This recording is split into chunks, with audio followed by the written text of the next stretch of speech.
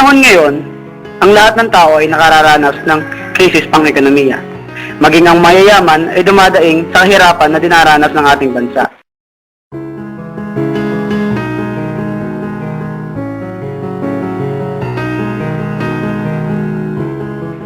Paano ba kaya ang mahihirap na halos ang kahit isang tuka ay nairaraos pa rin ang kanilang pamilya?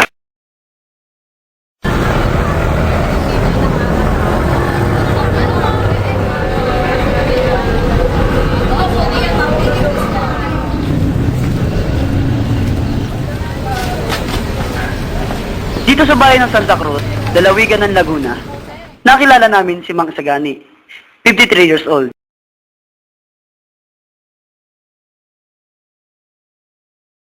Pagbabangka ang naisipan niyang pagkakitaan. Pangalan niyo po? Sagani rin dito.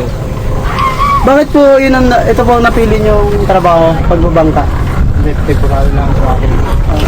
Temporary lang po. Sapat ba ang kinikita niyo? Bakit man? Puhunan niyo po. Lakas po. Walang puhunan. Ilan taon na po kayo dito sa pagtatrabaho? Ilan po ang anak niyo?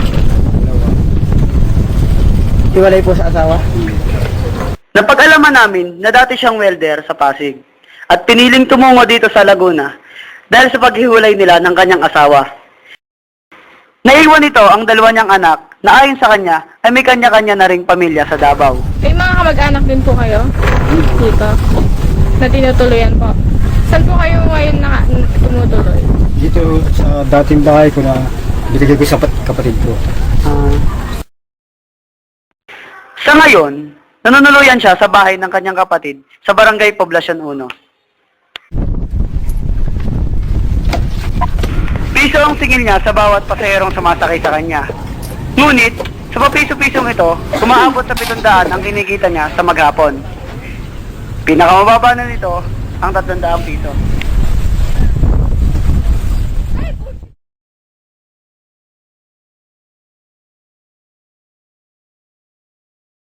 Tulad ng ibang bangka, di ginagamitan ng sagwan ang bangka ni Mang Isagani. Itong lubid na to ang nagiging tulay upang mapapunta ang bangkang yon simula dito sa Barangay 1 Poblacion hanggang doon sa Barangay Patimbaw. Ginagamitan nakatali ito sa isang puno na ito. Papunta doon sa bakal na nakakonekta doon sa semento. So, mahirap talaga ang ginagawa ni Mang Isagani. So, pamamagitan ng aming grupo, itatarin na namin ang ginagawa ni Mang Isagani. Kaya tara na! Tayo?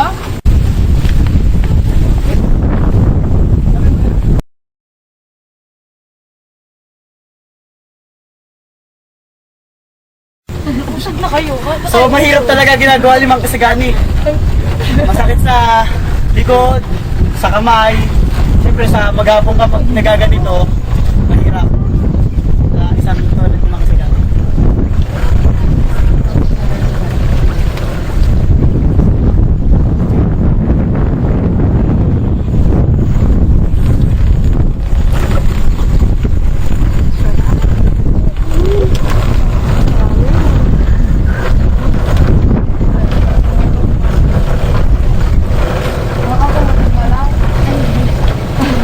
So, nakarating na tayo. Isang maganda ba lang, pagod na ako. Sa maghapon ka pa kayang nagpabalik-balik dito. Kaya, saludo talaga ako kay Mang Isagani. Sa tulad ni Mang Isagani. Uy, maipit kayo ha. Sige, try nyo din. Bilis na ito rin, no? Bilis na rin. Kasawa mo naman. Ikaw ano, pawang-awa ka lang eh. Luwari na. Sa kamay nung... Ay, sakit! Ang sakit sa muscle! Ay, sorry. Ouch! Ay, ano yun? Ay, dyan ako! Oo, ito nga. Tingnan nyo, pag... Hindi ba? Diba?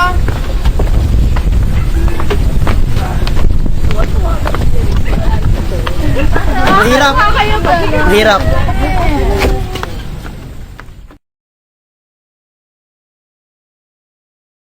Paalam po kuya. Salamat po. Salamat po.